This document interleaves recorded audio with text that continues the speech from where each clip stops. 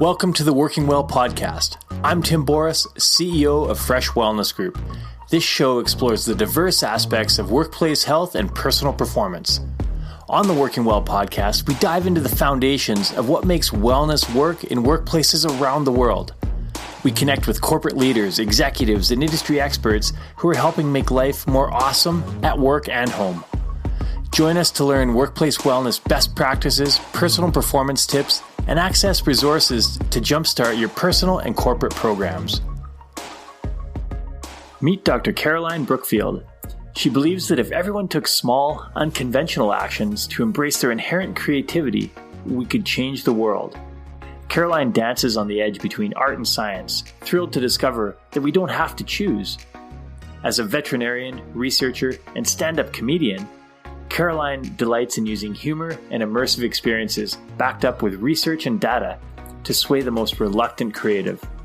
She is always up for a challenge, like learning guitar, rock climbing, getting her kids to eat vegetables, surfing, and meditation retreats with sniper rifles. You know, the usual stuff. Caroline received her veterinary degree from the Ontario Veterinary College, is a certified Level 2 creative problem-solving facilitator, and holds a certificate of professional management from the University of Calgary, where she lives. Her lectures go unheeded by her family, but the dog listens, sometimes. Caroline, so great to have you on the show.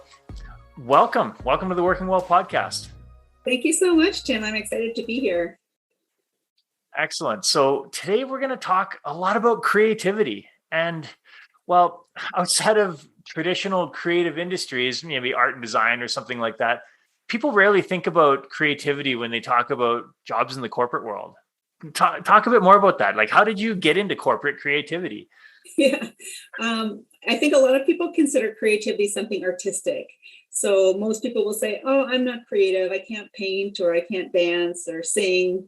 And the funny thing about creativity is it doesn't have to be artistic. And what I love about creativity is everybody's doing it every day. So people who say they're not creative are doing creative things. They just don't call it creativity. Like a pivot table is creative, or choosing a new way to work, or making a meal. Those are all examples of everyday creativity, and we do it at work all day long. Very cool. I hadn't thought of creative pivot tables before. That I've known some Excel masters that are amazing in what they do. So yeah, that's a great thought. But yeah, overcoming that perception is very challenging. So what are some of the barriers that you see when you're meeting with, corporate executives or, team leads and things like that in companies? What have you faced in that area? It's funny because something like 92% of companies have innovation as a core value or believe in the value of innovation. But I think what companies and individuals are struggling with is how to create the conditions for individual creativity. So, I say innovation starts with I. It's so much easier to spend, and the bulk of the time we spend in innovation is on the execution and the supply chain and the sourcement and procurement. But that little slice, that couple of percentage of the creativity part, is where we often fall flat because it's completely counterintuitive to the whole idea of productivity. So if we're used to like spending 90% of our time in productivity and ROI and metrics and KPIs, it can be difficult to switch out of that mode and get into a creative mode. And I think people think they're doing it, but they're not getting through that kind of barrier, like you said, and getting through to the really true innovation and the really truly good ideas, because they're kind of stopping at that first incrementally improvement area, but not into the disruptive innovation area. Okay. And we'll talk in a little bit about some of the things that people can do people and companies can do in the corporate world to improve creativity. But in terms of business, what does it mean for business when people are more creative? Oh, Tim, there's so much. It's the rabbit hole I went down, and it was like fireworks going off in the rabbit hole for me because I'm very evidence-based. My background, as you know, is a veterinarian. So I believe that it's important to have data and evidence. And there's so much evidence showing that on an individual level, if we exercise our everyday creativity, which is basically the bulk of what I speak about, we have a better mood the next day. There's research in nurses, family caregivers, engineers, a variety of different people that show when we use our creativity every day, we're happier. And what else happens at work is it increases our job performance up to 30% in some studies, our job satisfaction, improves team cohesion, and especially with this, what do they call it, the Great Resignation? You know, everybody's talking about that. If an employee identifies themselves as being creative, they're half as likely to be looking for a different job. So from a corporate standpoint, it's to me the secret sauce for retaining employees and engagement. Yeah, absolutely. And a lot of people would think that, it seems weird to have someone who talks about creativity on the Working Well podcast, because we tend to be more business focused and about well-being of people, but well-being and creativity go hand in hand. Mm-hmm. And so can you talk a little bit more about the health and the happiness aspect of employees that are in creative fields, or that see themselves as creative, or that have an expression for their creativity? Yeah, and I think that's the key, Tim, is the expression of creativity, because you could be in a very traditionally non-creative role, like an accountant building a pivot table, or if you're in a meeting where you feel like your voice is heard and you're contributing to like the workflow of the break room hygiene or something like that, even, those are all examples of using our creativity. And in the workplace specifically, one of my favorite studies, actually, and I interviewed her a few weeks ago, is Karen Fuster out of Australia did work around a dimension called tolerance of ambiguity. And that is how comfortable are we when things are ambiguous and we don't know the answer? The answer is most people are not good in ambiguity. But I bring that up because in her research and in other research, it correlates tolerance of ambiguity as a kind of a dimension, which is partially based on personality, genetics, but it's also influenceable. Is that a word? Influenceable? It works for me. I'm creative. I'm creating my own vocabulary. Exactly. So we'll add it to the Urban Dictionary. Exactly. It'll be the new word for 2022. So there's tolerance of ambiguity, there's creativity, and then there's resilience. And all three of those dimensions are highly, highly correlated. So I haven't seen a study where they're causal, because correlation is not causation. But the idea is if you can influence one of those, can you influence one of the other ones? And if you think about it, creativity is having something in your brain and then trying to put it into the world. And it's the ultimate in facing ambiguity. When you're making a meal or building a pivot table or creating a new product line, you don't know what it's going to look like until you actually do it. So that's facing uncertainty, facing potential failure, and then if it doesn't work, rebounding and starting again. So the actual act of exercising our creativity is a boot camp for resilience, because we're learning how to step into that uncomfortable place of ambiguity and continue anyway, and despite the possibility of failure. So I think that's how it's correlated as far as resilience goes. When it comes to well-being, some researchers, and I think a year or two ago, discovered that the reason we like exercising our creativity, the reason it feels good, is because it's problem solving. So as a species, we love to solve problems. Doing something creative is solving problems, and that's why it makes us happy. Absolutely. And there, on your website, I was checking it out. You had a great stat that creativity is projected to be the number 3 job skill required by employers, and that's in 2020. Yeah. And should have picked that. But you also said by 2030, 85% of jobs have not yet been invented. That's right. So how does creativity fit into that? Yeah, and it depends on which source you're looking at and which year. So LinkedIn had creativity last year as the number 1 skill. World Economic Forum is calling it one of the number ones. It's funny because a lot of times they have it as creativity, but sometimes it's under problem solving. Like problem solving will be number 3.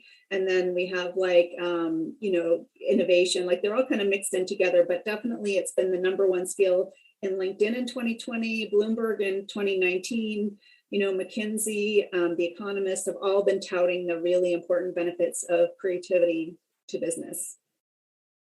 Yeah.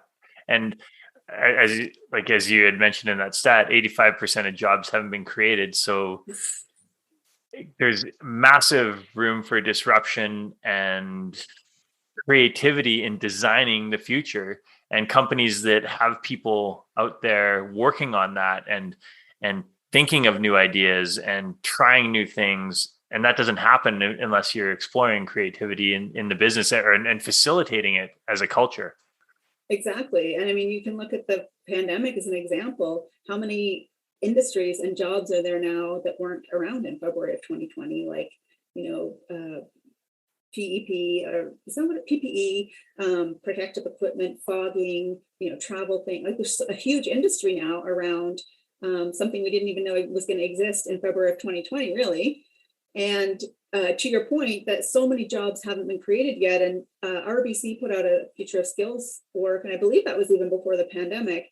And they said by 2025, 85 million jobs will be deleted, and it will be replaced with 97 million new jobs that we don't really even know what they're going to be yet. So as an employer, an executive, how do you face that ambiguity, and how do you use your creativity to make that an advantage as opposed to a liability? Yeah, and you said tolerance to ambiguity was a key factor in well-being, I guess you would say. How does all this fit together with some of these key hot buttons that are going on right now, stress and mental health? And you already mentioned the Great Resignation that is probably coming a bit later to Canada than it is the US, but I can almost guarantee it is coming. Mm-hmm. Well, how do they all, so it was a question, how do they all relate together? Yeah, sorry.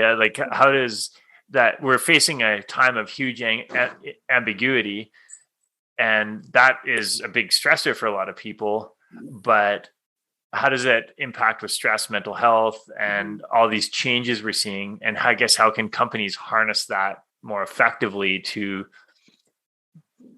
improve their business and their odds of success in this type of environment?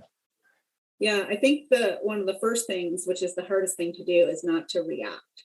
So neurologically, when we're faced with ambiguity and we feel uncertain, we react with status quo solutions. Something that's worked for thousands of years to keep us alive is probably instinctively going to work, but not anymore, and not in a business context. So that's where tolerance of ambiguity comes in, and it uses mindfulness techniques, which is also great for men. They're also interconnected, Tim. It's like a big tangle of yarn. So if you're mindful, you can say, it's okay, I'm in ambiguity now. I recognize I'm feeling uncertain, but I don't need to rush to a solution.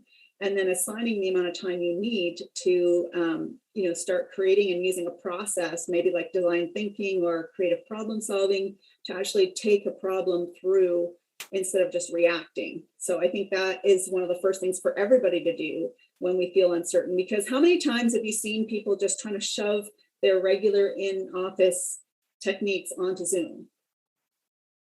Right? They're like, yeah, all the time. So this is what we did in office. We'll just do it where everybody's at home. Like, that doesn't have to be that way, right? So if you take the problem of, how do we get our work done when we're not in the office? That's a totally different question than how do we recreate our office virtually? Yeah. So I think asking the right questions and taking the time to find the right question is a really important part of it.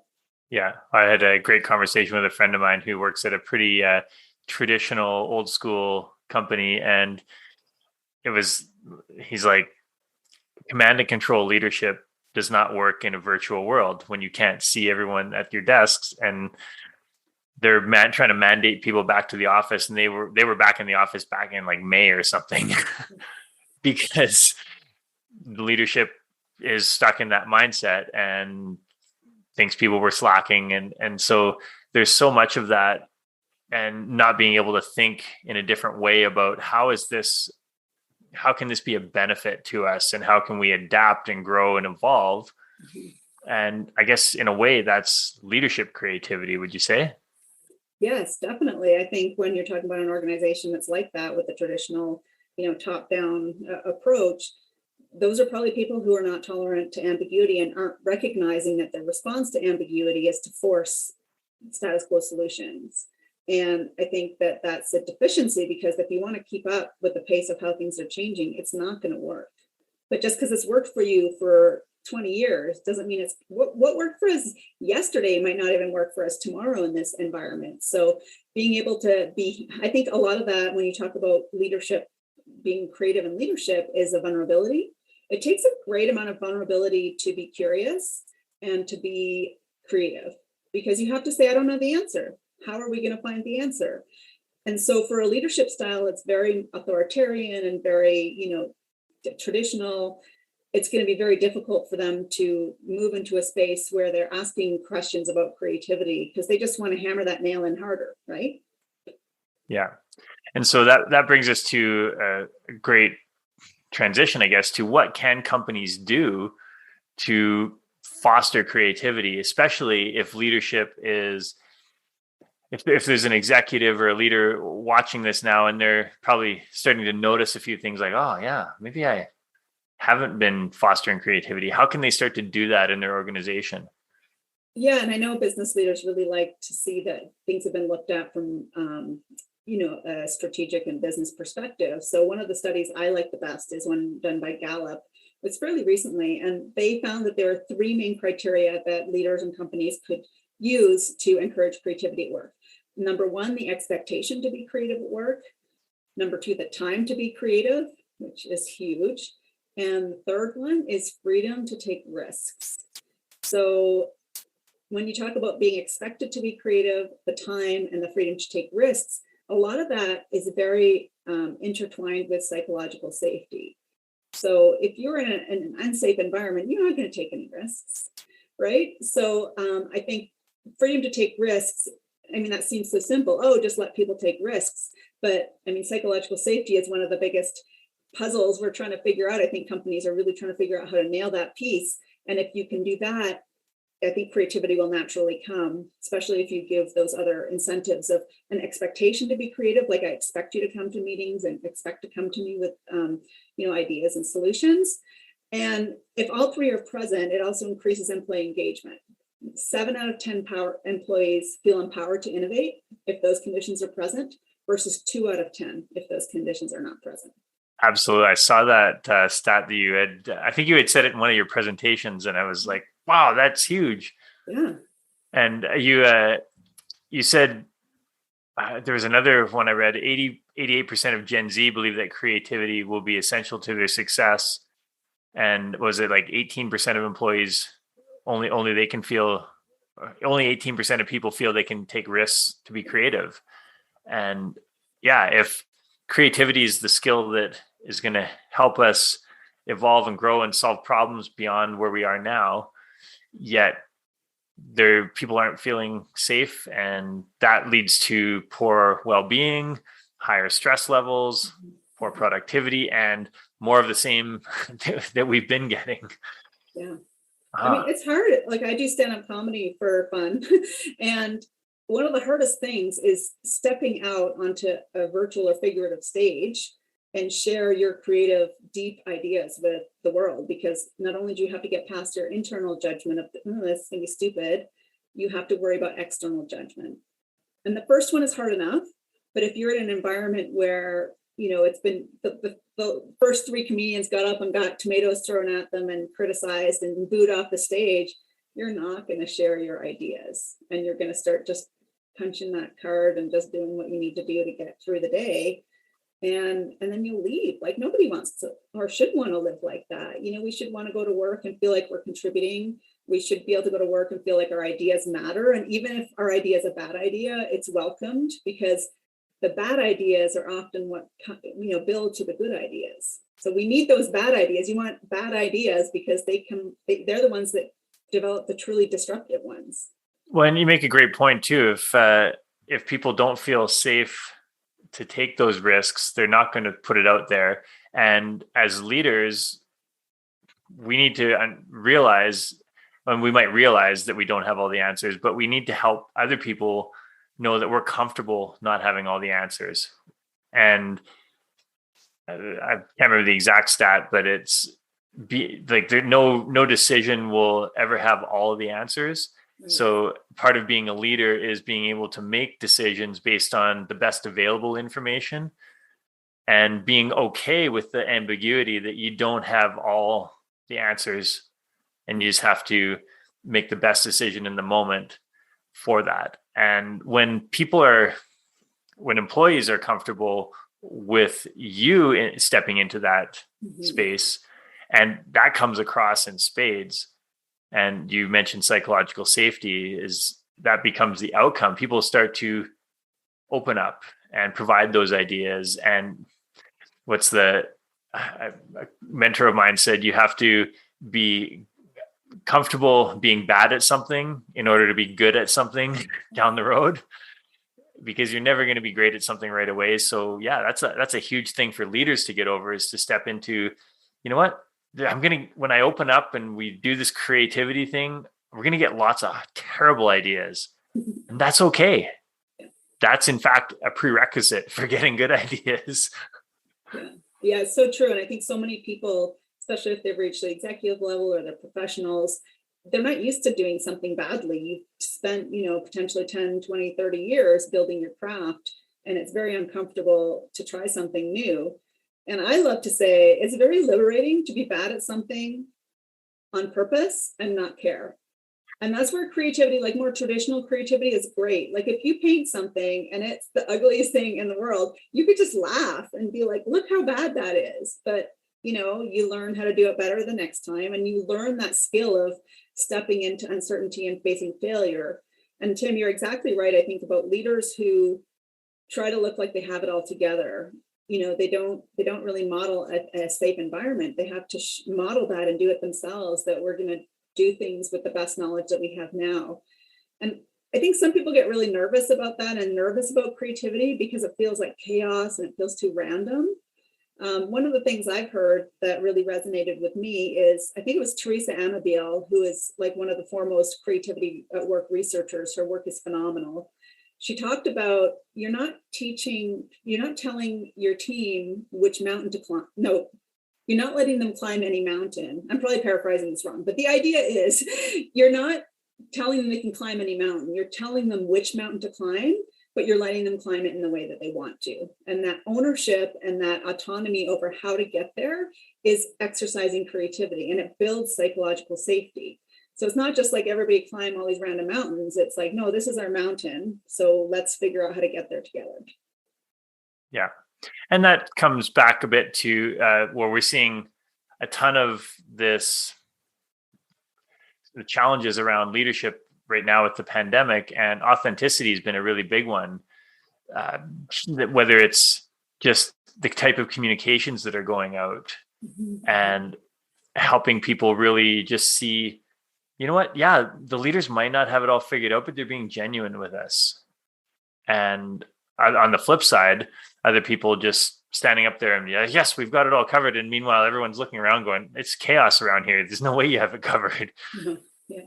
And then if they're lying about that, or they're so deluded about that, what else are they deluded about, and what kind of leader are they, right? So I think it ends up being this counterintuitive effect. We have to look like we know what's going on, but everybody can see right through that. It's quite clear you don't know what's going on. And then it makes you seem actually less of a leader in some ways, I think, if you project that image. For creativity and leadership, one of the best books is Creative Change by Jennifer Mueller. And she talks about leadership, and she talks about how we promote leaders that look a certain way, not because that's effective leadership, but because that's what we expect leaders to look like. So we're used to seeing leaders looking, confident and have it all together. So therefore, those are good leadership traits. It's an unconscious bias. And the question is, how do we change that bias around a false idea of what leadership looks like? Because people who become leaders maybe don't intend to be like that, but we tend to do what we think is the right thing. I think everybody, leaders to frontline employees, we all try to put this box around ourselves that meets the image of what we think people expect us to be. And I think to your point about more authentic leadership and more authenticity is maybe not breaking the box altogether, because, there's certain guidelines that we work around, but maybe decorate your box a little bit, have a little bit more fun with it and try to be, because that's how you come up with different ideas. If we have a bunch of cardboard boxes in a room, no one's going to come up with a good idea. you need diversity, you need different experiences, you need deep differences in worldviews to get really creative ideas. So I think all of those points to leadership about trying to be this mask of what people are expecting you to be is something we need to get rid of altogether. That's a great point. Is one of the reasons strategic meetings often happen off-site. It's like you literally put yourself in a different environment because it changes your thought processes. And be like walking around the block when you're having a meeting, the physical movement changes how your brain thinks, and you will be more creative. Like I routinely, when I'm out for bike rides or doing a workout outside, I all these things pop into my head, and I sometimes like sit down and I like dictate a note into my phone because I'm like, oh, that's fantastic. Yeah, when you're sitting at your desk staring at a screen, you don't get that idea. Yeah. Why people get inspiration in the shower. Yes. Yeah. And those are great examples, Tim. I'm the same way. And I do the dictation too. You'll see comedians will carry a notebook around with them to like write down observations. And part of that is because we're keeping our thinking analytical brain that's often stopping us from being creative. We're giving it something to do, but not so much to do that all our focus is on it, but like going for a walk and moving your body, getting different environmental things in the shower, you have a task to do, or driving. Some people say driving is another one. So we're using our brain to kind of occupy that task, but it's not taking over completely. It's just kind of distracting it. And that allows our default mode network, which is the nerdy way to say when you're daydreaming, when the connections are happening in your brain. And we don't know it's happening. So people think it's not working. You think I'm being lazy or I'm not doing anything. But that's when those ideas are germinating, like when you go on your bike ride. And that's when things are happening in your brain that you don't even recognize, or they're not even conscious, but they, pop an idea. It's like when people say they go to bed thinking about a problem, they wake up and poof, the answer is there the next day. It's not magic. It's your brain like ping-ponging it around inside your head to try to find a connection or an idea that works. Yeah. And you're not sitting there like, okay, I need to really think of this creative idea, because that just wrecks the whole process. Exactly. Yeah. I mean, there's two kinds of thinking. There's divergent and convergent in creative thinking. And so divergent is the daydreaming and the how could, what sky's the limit. Convergent is that more like rigorous, what is the right answer here? And both of them are part of creativity. They're both very important, but people try to do them at the same time. So they try to diverge and converge, like, oh, that's a bad idea. And what we need to do is separate them. So you need to diverge and really allow yourself to diverge. No bad answer, no bad idea, sky's the limit. And then once you've done that, then you can converge and say, okay, what are the most likely ideas to be feasible? How can we move forward with whichever idea? And that is one of the key tricks to being creative anywhere, whether it's at home or in the workplace, is don't try to edit your ideas as you're creating them. I mean, you've written a book. A lot of people say that with books, it's that crappy first draft, right? So just it's a prerequisite to a better second draft. Exactly. So you're not supposed to edit your book as you write it. You're just supposed to barf it out and then go back and edit it. Yeah. And so I love those thoughts and ideas. And we probably, I'd say most people are pretty familiar with those things from various aspects of their life. But from a leaders and executive standpoint, how do we pull that together and say, okay, if we want to introduce creativity to our team and improve innovation or employee well-being, what does that look like in a typical corporate environment? Mm-hmm. Yeah, that's a great question, because practically speaking, how do you do that? And I think I would go back to that Gallup study. So number one, an expectation to be creative. I spoke to a business owner who says he starts at the interview process, like even when they apply, they say you're expected to be creative and share your ideas. So I think having that as a corporate, like a part of your culture, a part of, what your values are as a company is important. Giving the time to be creative. And that is the really sticky one. So how do you assign time for creativity? Especially when people have different ways they engage their creativity. Some 7 out of 10 people in an Adobe study prefer to be creative alone, which is completely opposite to a typical brainstorming session, right? So how do we honor everybody's individual need for how they express their creativity and give time without feeling like wasting time? So one of the things I like to talk about is in defense of daydreaming, right? I go into companies and I talk about the benefits of daydreaming, and I'm like, I'm worried I'm going to get daggers shot at me through eyes from leadership. Like, you can't tell our employees to daydream. But if you want better ideas, some of the opposite things to traditional productivity is something we need to embrace.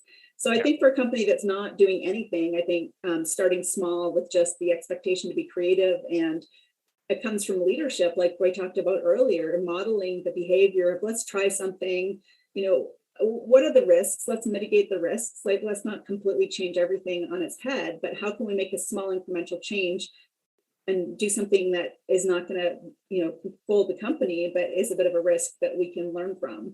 And those are some ideas anyway. Well, and one of the things I love about your approach and is that you say, hey, like, this doesn't mean you have to like do a team building session where you finger paint and things like that. And like, you can just see all the tradition, like, go into a law firm or something and people are like, oh, come on. It's like, there's so much of that out there as people have this mindset of creativity. It's like, oh, I need to be doodling, or I need to be finger painting, or I need to be, a musician or something. And it's really unique to each person. Mm-hmm. Yeah, it's very true, Tim. And sorry. I was going to say, yeah, on that note, how do you talk to leaders and executives to help them really understand that more fully? Yeah, I think I go back to this idea of, for me, it's a practice and it feels the same. So facing ambiguity and uncertainty is really what leaders are struggling with a lot these days. And they're not getting people to come along with change, or they're struggling themselves with change. So part of it is an awareness around when we're feeling uncertain. They've done research to show that people who are exposed to like playing cards that have the wrong color, so like the hearts are black in some cases, so they just like flash these card decks at people, and one group had normal cards and the other group had some of these cards that had the wrong color. And the important part is nobody recognized, and nobody noticed that the colors were wrong. And they had asked all of them about affirmative action. This is probably about a 15-year-old study. And then they did this with the two different groups. And the group that saw the cards with the wrong colors were much less likely to consider another person's point of view. They were much more rigid in their stance, and they were much less willing to consider another point of view with affirmative action. So the point being that when we're feeling uncertain, even if we don't recognize we're feeling uncertain, it affects our judgment and our decisions. So if I were to say one thing to your question about leadership, is to try to get into this space of where you're facing uncertainty and you recognize how that feels, to your work, working with a lot of physical movement and going for walks. When I'm like at the top of a ski run and it's a little harder than I'm used to, or when my name's called to go on stage for stand-up, or I'm picking up the phone to make a difficult conversation, I have the same physical sensations. For me, it's like I feel like I'm bouncing on my feet a little bit. I kind of feel like I want to shake my hands. I get like a tension in my face. And so if I'm able to catch myself with that feeling, I can say, oh, wait a second, like something's making me feel uncertain here. And then I can become more mindful and think, I am right here in this moment. Like, I don't need to worry about, next quarter's returns. I don't need to worry about like what that employee is going to do. I just need to like sit in this space of being uncertain right now. And I think if that practice is the one thing people can do, I think they'll make better decisions, and they'll be able to take a step back and consider the options and be more creative in their options, rather than jumping to those status quo solutions that they've always done. Yeah. Well, I guess the good news is there's lots of practice about uncertainty right now. That's so true. Change is happening so fast, and people are like, I don't know what tomorrow is going to look like, or next week. And cut ourselves some slack too, because I mean, it's stressful. Like you had said, people are tired, and it's very tiring being in uncertainty all the time. So I think also giving ourselves a little bit of grace and not expecting that we're going to be doing the exact same things in this environment they would have in a more stable environment. I think sometimes self-acceptance comes along with that vulnerability of leadership and psychological safety. Awesome. Yeah. And I think one of the other myths around creativity is people think it's like willpower, that it's a finite resource. Mm-hmm. What can you speak to on that? You mean like if I'm creative for an hour, then I have no more creativity that day? Is that what you mean? Or Yeah, like it's like, oh, I might use it up, or I don't have much of it to begin with, and so oh, mhm. like, Oh no, I mean that's the more you are creative, the more you become creative because it's like a muscle you use. You know, you learn to stop that inner critic. You learn to it's practice. You know, the people who speak out in meetings, the people who share their ideas that you think, wow, they're bold. Like they didn't just become that way. Like they've done that over practice and realizing that if they shared this little idea, oh, they didn't get fired and nobody hated them. So next time I'll try a bigger idea. It's all practice. So I think number one, everybody is creative. It's a biological fact, like it's a neuroscientific fact. It's like breathing. So that's how I like to compare it. So, you know, Tim, you probably talk about different breathing techniques like box breathing and, you know, ways to manage anxiety with the breathing technique. So creativity is the same way. You already have creativity, just like you already know how to breathe. But there's environments that can help promote your creativity and let you express your own creativity more fully and completely. And I think the number one barrier is usually fear of judgment from yourself or from other people. yeah, going back to that Gallup study, the expectation to be creative. So if someone's in a, call it or a traditional environment where there's an expectation that you're not going to be creative, and someone feels that they're not able to express themselves in that way, what are some things they can do there? And they don't feel they're free to take risks. Yeah, quit. You mean like if you're the employee and your managers aren't really promoting this idea of being creative? Yeah. Well, I think, you know, I think for people who are concerned about creativity, some of that is this is all from my opinion, not from any data, but I feel like if that's the case, you kind of need to ask forgiveness before you ask permission. So I think that if you try some things and then you show, you know, that in many cases there's a positive return, and it might be a tiny incremental thing that is different, but still within the framework of the expected norms of the company, then I think that can really help, because then the thing is, creativity is contagious. You know, when I opened a jewelry business, I was nervous to tell my vet colleagues because I thought they would think it was weird. And some of them did. But most people would come back to me a few months later and say, you know, I thought it was kind of cool you did that. I thought it was weird, but I thought it was kind of cool you did that jewelry business. And so then I did that thing I haven't done for years. You know, it really becomes contagious. So if you have somebody who's feeling like they want to make small creative changes, it will naturally motivate other people to do the same. Absolutely. Yeah. Like you said, the freedom to take risks. If someone's fearing taking a risk, just doing it will help them realize that fear is probably not as warranted. And if they do get fired for taking a small risk, then it probably wasn't the right situation anyway. That's so true. And, you know, it reminds me of a situation, like sometimes it's helpful to be clueless. So in one of my very first kind of corporate job, we were doing a presentation, and it was a very, very important client, a large group of people. And I suggested doing something a little bit different. We did this kind of choose your own adventure kind of thing. It was really fun. I was excited to do it, but I was kind of clueless. And one of my co-presenters at the beginning was super nervous. And he said, what if what we're presenting doesn't align with what they want to do as a company? And, you know, the cluelessness in me, which is also sometimes helpful for creativity. If you've ever met a kindergartner, you know, that's why they're creative, because they're clueless. I was like, oh, it never really occurred to me. I was just like, let's do something fun that, you know, is important for the strategy, that will help give them the information they need to use there were reasons and strategies behind it, but the thought that, you know, it'd go counter to what, like, I hadn't even considered that. So it was kind of nice to be clueless. So sometimes, you know, feigning ignorance is a good strategy with creativity. Absolutely. Well, and on the one thing you had alluded to on that Gallup study was the time to be creative, and that most companies don't allocate time for employees to, whether it's daydreaming or I think at least for me, the most common example of that is Google's 20% time or whatever, 10% time. I can't remember. I think it's 20%. Yeah. Where it's one day of the week, people can work on whatever they want to work on, whether it's a hobby, a charity, some piece of coding that they wanted to do. And, you know, I think that's a pretty extreme example for in a more traditional company, but one day a month or an afternoon a month to work on something like that might be a place to start.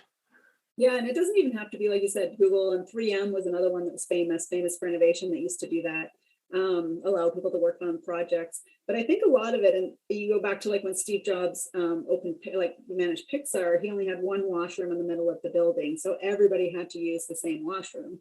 And so I think one of the key drivers of creativity is cross-functional collaboration.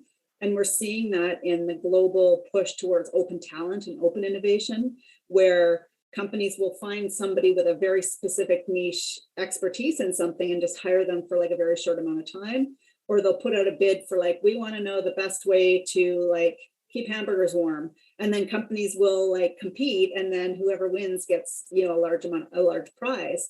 So when I'm going with that, and also there's companies where experts like a Google or a different company can go and be guests in classrooms, and they can share their expertise. So I think that there would be definitely a place to increase this cross-functional collaboration by allowing employees a small amount, whatever you can start with as a company, but to try to get them even doing like different things with different groups or universities, or try to use their expertise to share with other people and vice versa. I interviewed a fellow who works at NASA, and he was saying this company for years and years and years couldn't figure out this one little piece. It was some biomedical company. And they put out one of these open talent calls, and two people separately that didn't know each other had the solution that they'd been working on for years and years and years. So I think that our company has all the expertise as technology advances so rapidly is not sustainable. Like, we have to know that we can share our expertise, but also then get it from other people and be a little bit more wide in our net for searching for the answers. Yeah.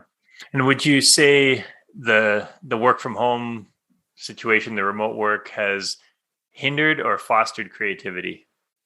Oh, that's a good question, Jim. I haven't had anyone ask me that question before. One of the, when they talk about how to make your space creative, one of the things is if you personalize your workstation, it can increase your creativity by 20 or 30%. So what's more personal than your home? So I think from that standpoint, definitely it would improve creativity. I think the challenge is, I was listening to one of your podcasts with Michelle Berg, and how she was saying that during the pandemic, there's so many more meetings because people are home. And I think that would be a hindrance to creativity, because we don't have that time that we're walking to, the coffee shop, or where we're going to the bathroom and we just run into somebody to chat. For the people, I think, who are taking walks and taking those breaks, if that happens, maybe it would be more conducive. So I think it probably really depends on the individual and how they're managing their time at home, and probably what other commitments they have, whether it be like caregivers, or other responsibilities that they have to do. What do you think, Tim? Well, I was going to say too, there's arguments on both sides. Like, a lot of people say the water cooler talk, that just impromptu connections with coworkers doesn't happen as much in the remote side. But then on the flip side, you had mentioned cross-functional collaboration. I think there are many more opportunities now to just have a couple people pop onto a meeting that might not normally attend a meeting, because maybe they're in a different building or a different country, even different city if you're a large organization. And so these are things that can easily be incorporated to add new perspectives. We also get, there's been a lot of commentary about seeing people's homes, and so you get especially cultural differences, and that might be downplayed in the office, but now you're on Zoom and you're seeing into people's homes, and so you get a different perspective, and you're able to embrace that they're living from a different perspective, and they have different ideas, so you might be more open to that. Yeah, that's a great point about the cultural differences, because that's one of the key drivers of creativity. And so if you show up at work trying to be in that box, people don't, maybe you don't share, the different cultural things that you do or different practices. And now that we're virtual, people are seeing that, and you don't have a choice but to share it. And then you're potentially failing, but you realize you're not failing, and people are interested, and they're, connecting on things that they wouldn't otherwise connect on. Whereas at the water cooler, everyone's in their suit and like in work mode, right? So I think that's a really good point, and that would be a really strong driver of creativity for sure. Very cool. So if you had to sum it up, what would you say are the top 2 or 3 things that companies can do to really put themselves on a more creative trajectory and, go back to the Gallup things, expectation? How do we set that expectation? Yeah, Where does it happen? Yeah, I think it happens ideally from the beginning, from the job ad to the interview to all the way through management and the vision and values of the company, which I get is not like a quick fix for a lot of things. Sure it is. Come on. But I think it's hard. And I think, like you had said before about it has to come from the leaders and they have to model it. So if my manager is being told you need to help people be creative and give them expectations to be creative and freedom to take risks, but if you don't do it right, then, you're not going to get your bonus or, that's not going to work. So it has to start, I think, at the top in the modeling for people to say, oh, I guess it's okay for me to do that because the leader did that and it was okay. And they're showing us, and that comes with vulnerability. Because, you're in that expression with kids don't do what you say, they do what you do. So I feel like it's kind of like that. Like you can't have a leader saying you can fail and take risks, but then, they're like, absolutely, we cannot have this, whatever, like you have to be vulnerable yourself and say, look what I did, and, not to share your deepest, darkest secrets, but for a leader to say, we tried something, we thought it would work, it didn't really work. That's okay. We're going to change. Here's what we learned from it. And yeah. It's like, you can only make mistakes that turn out well in the end. There's a word for that where you judge your decision by the outcome, not by what you had said before, what you knew at the time. We tend to judge our decision by what we know now versus what we actually knew when we made the decision. Yeah. I'm trying to remember where I heard that. Yeah, that's a good point to remember. Yeah, I'm probably paraphrasing it wrong. I don't remember. I'm notorious for that. It's like, I heard this somewhere. I think it was like this, and it doesn't. Oh, I think it's crazy because I'll say something like the last person and the last worm laughs last or something. And they're like, that doesn't even make sense. I guess it does. The early bird gets the worm. Yeah. Something I'll mix my idioms and they'll be like, that doesn't even make sense. Awesome. Well, thank you so much for being on the show. It's been awesome. I've loved hearing about all the different outlets and avenues for being creative, but also how companies can implement it. Where can people find out more about the creativity, the sessions you speak on? You have a book coming out. Like, where can we find out about all this? Yeah, thanks, Tim. I am writing a book, A Big Creative Adventure in Facing Ambiguity. The book is called The Reluctant Creative, 5 Effortless Habits to Expand Your Comfort Zone. So that's coming out hopefully in December, and information will be, I'm on LinkedIn. Also, I've got a website, carolinebrookfield.com. And I would love to leave with this idea and this challenge to companies to say, up to 80% of people are talking about leaving their jobs this year. And creative employees are half as likely to be leaving their job. And only 18% of people, like you said, feel like they can take the risk to be creative at work. And to me, that is the low-hanging fruit for the next 5 to 10 years, is finding that magical way to help employees feel safe and creative. And as a byproduct, you'll get better well-being and resilience. But it feels risky. So, I really appreciate the time to have this amazing conversation with you, Tim, hear your perspectives on creativity, and hope to find it helpful for your audience. Absolutely. Thank you. And going back again to what we said at the beginning, embracing the definition of creativity, no finger painting involved. No finger painting, no macrame. Yeah. You can do it in Excel. Exactly. No scenes from Ghost with the clay. No pottery making. Yeah, no. Not that those things are bad. You can, if that's your thing, go for it. But exactly, but you don't have to. Even just cooking, gardening, decorating, choosing your outfits, going shopping for earrings. Like those are all things that are creative, even though it might not be you actually making them. You're putting them together and creating something from your imagination and from your heart, which I think is where it matters. Yeah. Awesome. Thank you so much. And we will definitely be in touch, and I will make sure people have the connection to your website. And thank you again for everything.